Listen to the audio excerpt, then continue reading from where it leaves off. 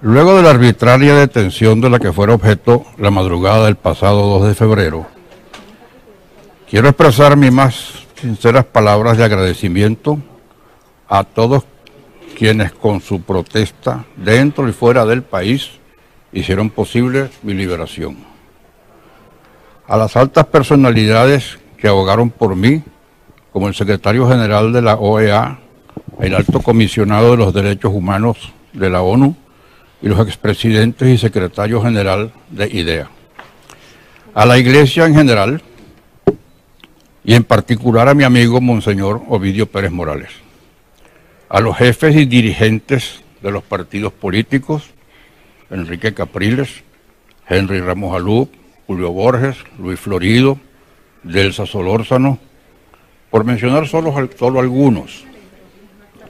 A los diputados de la fracción parlamentaria del 16J, a mis compañeros de Soy Venezuela, María Corina Machado, Antonio Ledesma, Blanca Rosa Mármol, Cecilia Sosa, Julio Coco, Víctor Maldonado y otros. A mis compañeros de Ghana, Nitu Pérez Osuna, Alfredo Bail, el general Carlos Julio Peñalosa, el señor Luis Monch, entre otros. A las voces de la resistencia que mostraron su indignación por las redes, a los guerreros del teclado que difundieron la noticia, a los medios de comunicación y periodistas que la cubrieron, a la talentosa Raima por su extraordinaria caricatura, a mis amigos de toda la vida que se movieron rápidamente para gestionar apoyos y pronunciamientos, a los abogados que me asistieron, a los funcionarios policiales y judiciales que me trataron con respeto como debe ser, y muy especialmente a mi familia que demostró su amor incondicional hacia mí.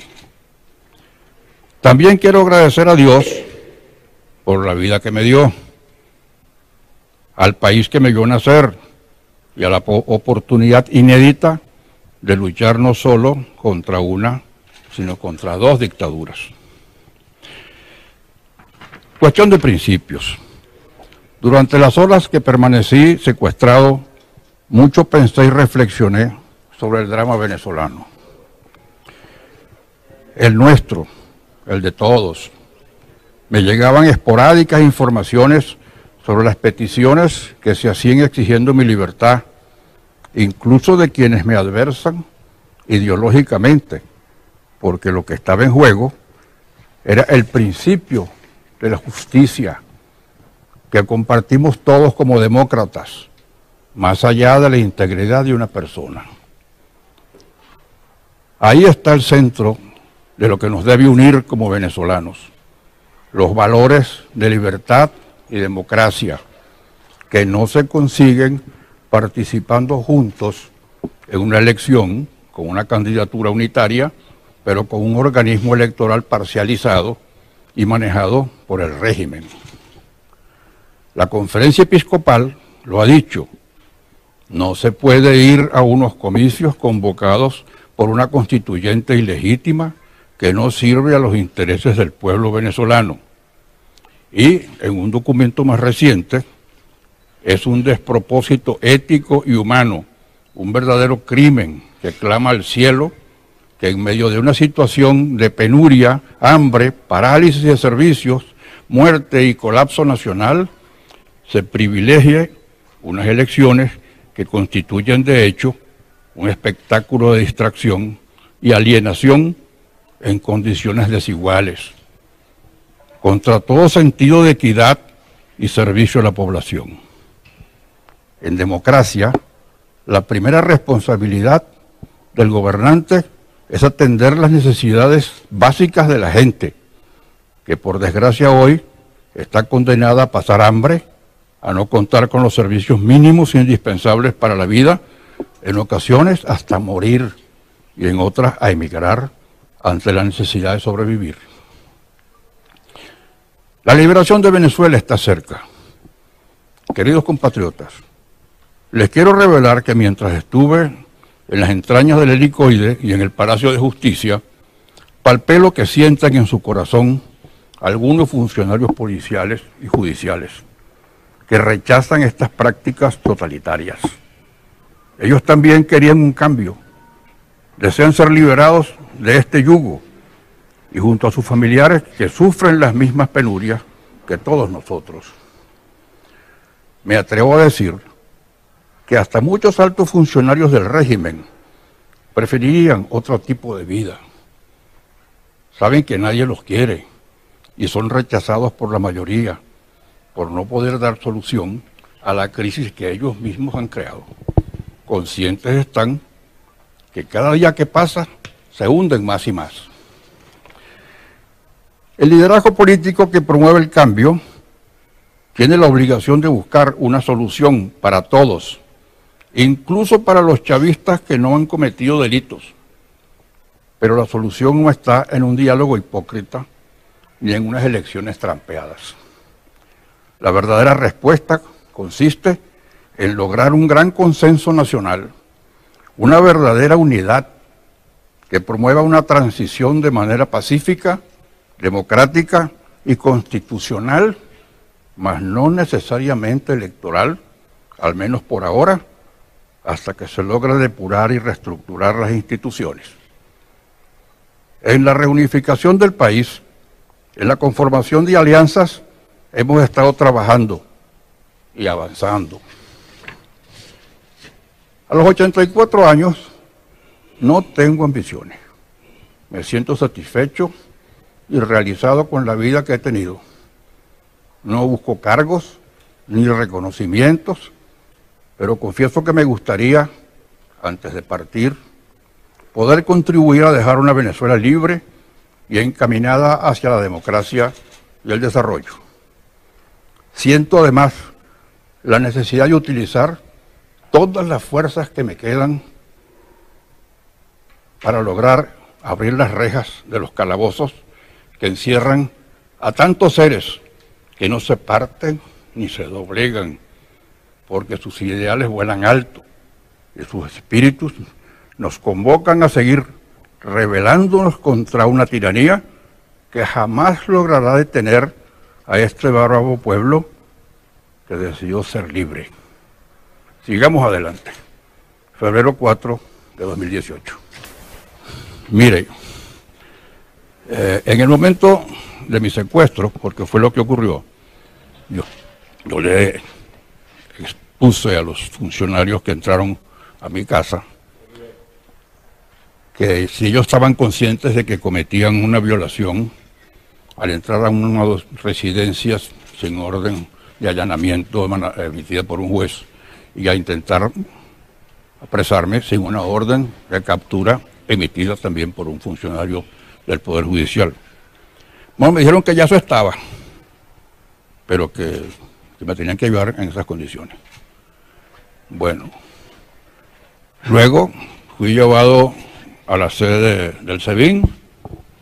Allí me tomaron unas declaraciones iniciales, que por cierto fue una cosa así como esta, ¿no? Una grabación con una serie de preguntas, creo que bastante insulsas, porque me llevaron a un recinto donde, bueno, ya era la madrugada, me pusieron un colchón para que descansara, habían otras personas allí, luego cuando salió el sol, pues me di cuenta de quiénes eran y por qué estaban allí. Más adelante, en el transcurso del día, me tomaron una declaración escrita. Cuando me fueron a poner el documento para que lo firmara y estampara las huellas, les dije que yo no sabía en calidad de qué me tenían allí ni me habían interrogado. Si era como imputado de algo, pues era en calidad de testigo.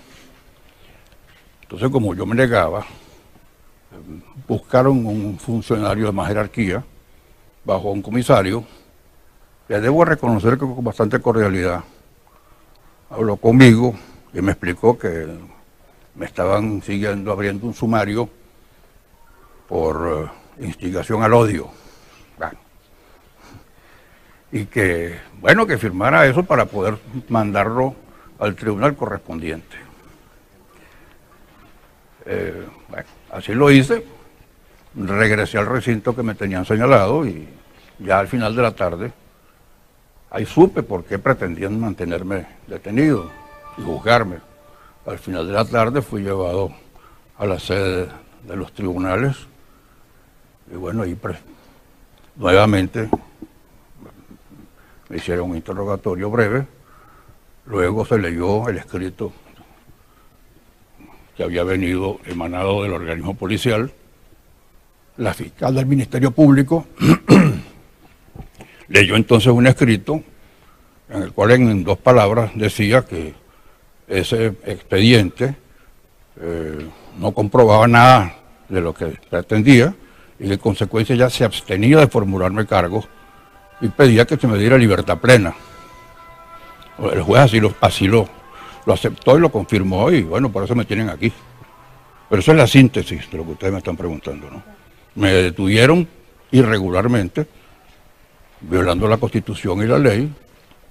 No puedo decir que me trataron mal, me trataron como se debe tratar a cualquier ciudadano que sufre un arresto.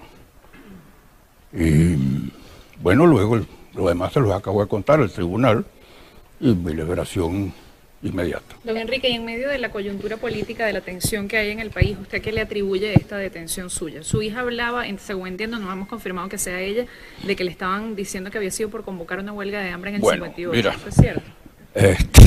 Eso lo mencionan, pero en realidad hay una mala interpretación. Esta es una de las bases. Ahí dice, en el escrito, comienza diciendo pues que yo convoqué una huelga general en 1958, de ayer, y no la convoqué yo solo. Lo que pasa es que el resto está muerto. Y entonces que por esa razón, bueno, que como consecuencia de esa huelga general, había caído el gobierno. Y que en consecuencia yo era un tipo peligroso. Entonces de ahí vino pues todo lo demás. Me pareció que esto de aquellos que llevaron al tribunal estaba basado en las cosas que yo he venido diciendo abiertamente, por mis mensajes, por Twitter, pues, por WhatsApp, bueno, lo que me oyen decir siempre, ¿verdad? Y pienso que por esa razón también la fiscal pues no me formuló cargo. Ahora, ¿quién está detrás de eso? Bueno, ¿quién emitió la orden de arriba?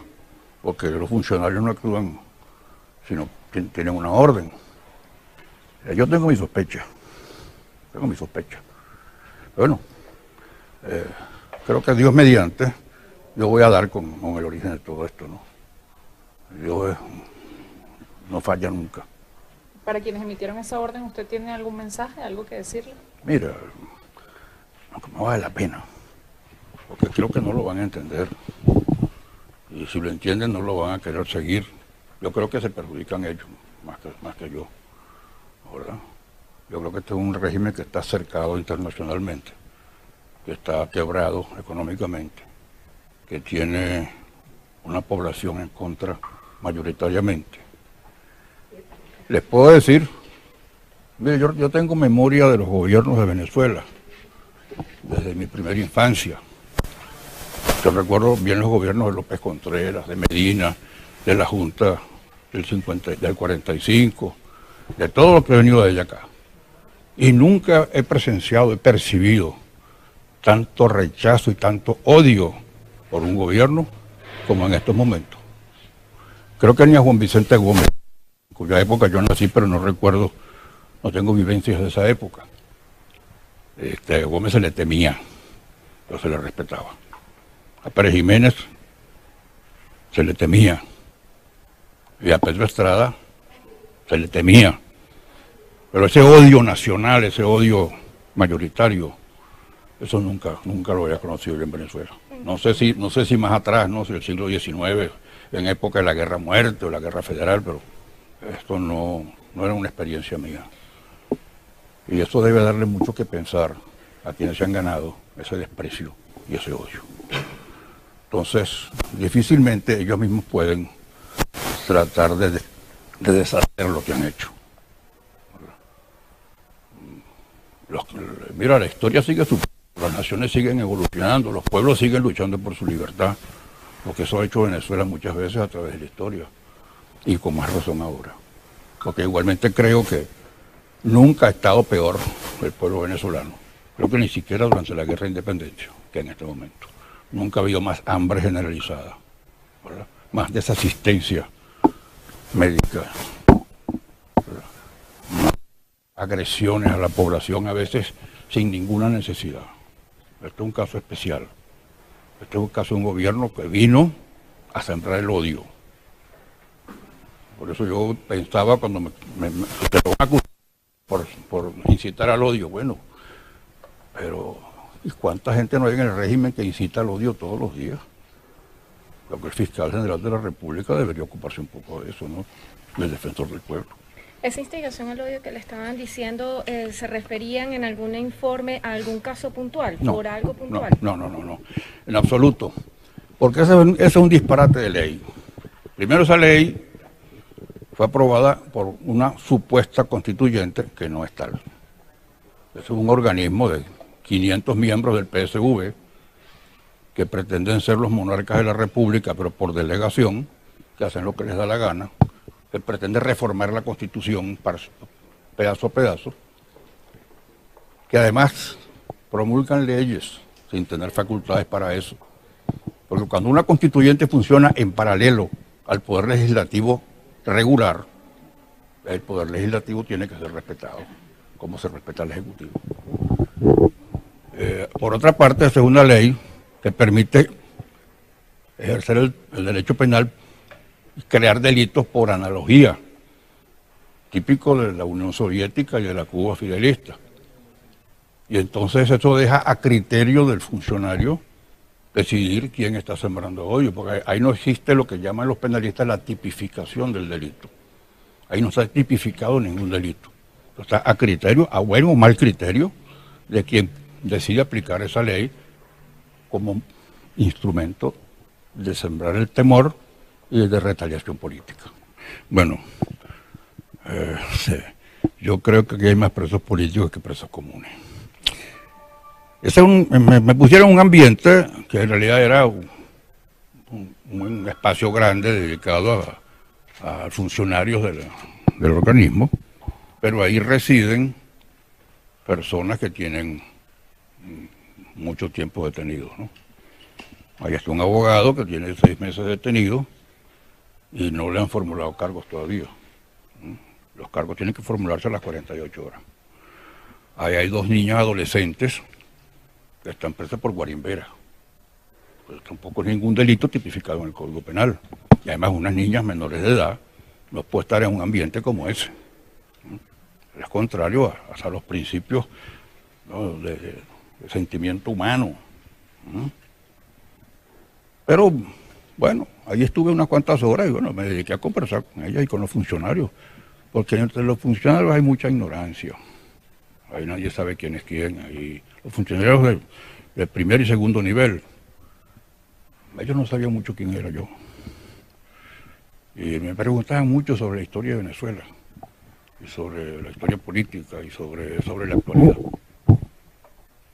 Y bueno, yo sí, conversé con todos. Y esa fue mi experiencia allí. Peor fue mi experiencia, más breve, en unos sórdidos calabozos que tienen en los sótanos del Palacio de Justicia. Ahí llevan a los detenidos.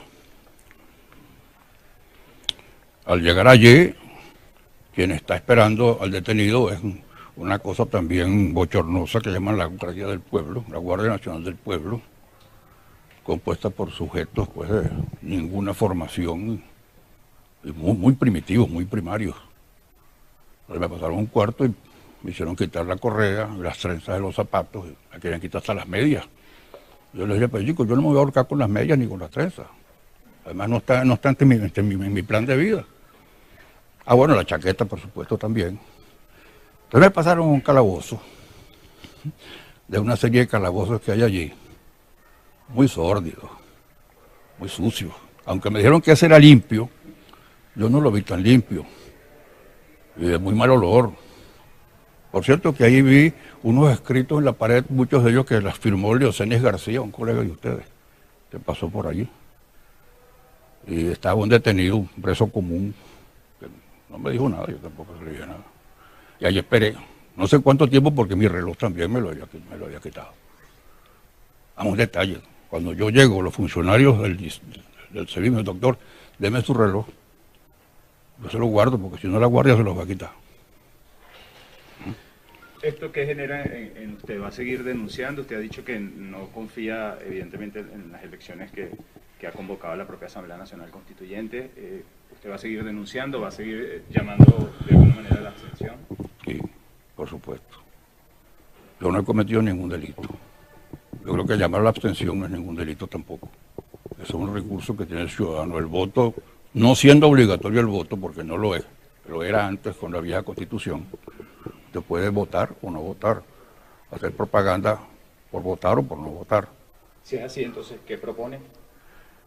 Pues chicos, yo propongo que no se coneste una farsa, un sainete que han montado, convocado por un organismo que no tiene facultades para hacerlo, ¿verdad? Al cual obedece ciegamente un supuesto Consejo Nacional Electoral, en el cual en este momento hay 3 miembros del gobierno y uno de la oposición, que ha venido funcionando en estos años como el Ministerio de Elecciones del régimen. Y que bueno, ya ustedes todos presenciaron cómo fue la tal elección de la constituyente, las mesas vacías, y sin embargo apareció un resultado de 8 millones de votos. Votos fantasmas que no estuvieron allí, que no votaron, gente que no votó, que no apareció. Y entonces ahí le pondrán los votos. Hasta tendrían los resultados ya preparados de antemano, como pasó con el plebiscito que convocó Pérez Jiménez el 57, al cual los partidos, inclusive Acción Democrática, que era partido en esa época, en la clandestinidad, pero era partido, convocó la abstención. Bueno, y ese plebiscito de Pérez Jiménez, ya las cifras estaban listas de antemano, ni siquiera contar los pocos votos que se emitieron de gente que fue arreada, funcionarios públicos que fueron obligados a votar. Esos votos los desaparecieron y dieron los resultados que ya tenían, con un error de suma, además. La suma de los supuestos votos por estado estaba incorrecta. Entonces esto es una cosa parecida. Y yo creo que las elecciones se han falseado, todas. Estoy seguro que aquí el referéndum revocatorio se ganó, se invirtieron las cifras. Por algo renunciaron 2 miembros del Consejo Electoral en ese momento. Creo que luego todas las elecciones han sido manipuladas. La elección en la cual ganó Nicolás Maduro, que no podía ser candidato, por ahí arrancan las cosas. Esa elección, desde luego, que también fue manipulada. Esa elección la ganó Enrique Capriles. Entonces no se puede tener confianza en un organismo electoral que actúa por órdenes del Ejecutivo. En este caso de la Asamblea Constituyente, que es un parapeto que han inventado, aconsejado por los cubanos, y que aparentemente le da también órdenes al Ejecutivo, cuando es al revés. Pienso que no tiene sentido. No tiene sentido, además, concurrir a un acto que va a contribuir a lavarle la cara a un régimen que está rechazado internacionalmente, ¿no? Que cada día genera más rechazo en el mundo.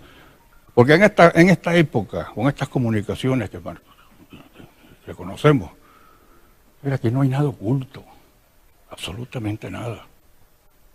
Entonces es inútil que traten de disfrazarse, porque se les ve el tramojo. No se puede conectar eso.